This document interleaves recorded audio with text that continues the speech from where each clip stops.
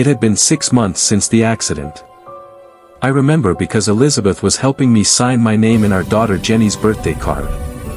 Slowly she guided by hand, helping me create some legible signature rather than the scribbles of a child in kindergarten, the best that I was able to manage with such little practice. It seems that when one loses a limb, it's quite likely to be the dominant one. For me it was the right. I was concentrating on my writing, trying not to make her do too much of the work, when I felt it.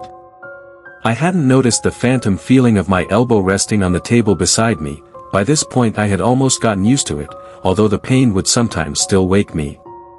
It was brief, but enough to startle me and cause my hand, still holding the pen, to jump and effectively turn my name into scribbles despite my wife's best efforts.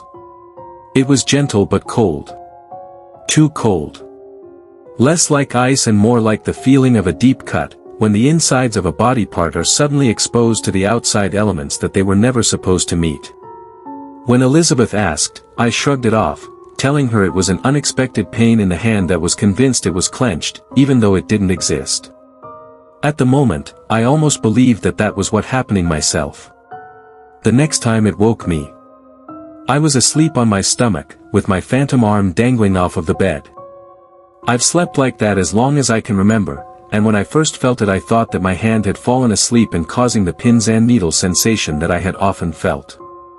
When I tried to open and close my hand, I awoke, remembering in a sleepy haze that I didn't have a hand to open, yet the cold feeling remained.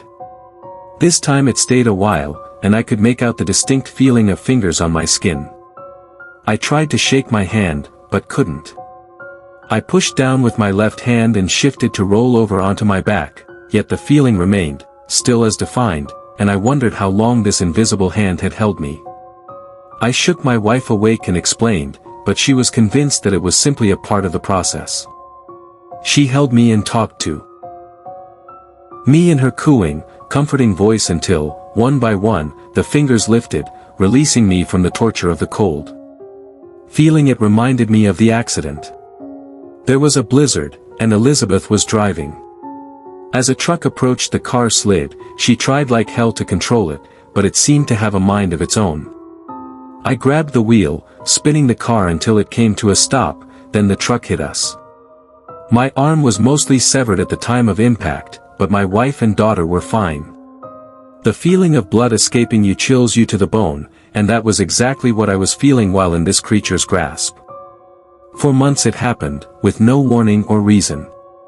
The doctors said it was just the phantom limb, that it was to be expected. No one understood that something was wrong. Sometimes it would last days at a time, and those were the days when I would stay in bed, watching TV, trying not to focus on the hand around my wrist, trying not to think of the thing that was holding me. Sometimes its grip would loosen only to tighten again, as if the hand that didn't exist was sore from holding my hand that didn't exist for so long. The one day, it stopped. For a month or so, nothing happened at all. I had gone from living with an unknown entity at my side every day to finally being free. We lived it up during that time. We went everywhere, from the Grand Canyon to Disney World. It had been forever since we had the opportunity to spend time as a family again, and we enjoyed every moment we had, grateful to have suffered only a small loss to our family. We had opened the cafe again, and my wife was doing what she loved. My daughter and I were at the cafe. It was closing time. She and I sat at a table outside while Elizabeth closed the register, chatting about the upcoming middle school dance.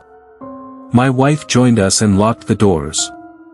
"Wanna come with me?" she asked, patting the bag of money in her hand awaiting deposit at the bank across the street. Jenny jumped up, eager, no doubt, to get one of the suckers from the candy dish that the bank kept at its counter. "I'll warm up the truck," I said, fishing my keys from my pocket. My wife nodded in approval and walked me to the truck, kissing me on the cheek through the window after I entered, and again on glass after I rolled it up. Again on glass after I rolled it up. They headed down the length of the truck and I turned to check the mirror when I saw it. A truck barreling down the road heading straight for my wife and daughter. I screamed her name and threw the door open when the hand that wasn't there was suddenly jerked to the opposing side of the truck, holding me in place as I kicked and screamed. The kiss on the glass of the window was the last I ever got, and the hand never let go again.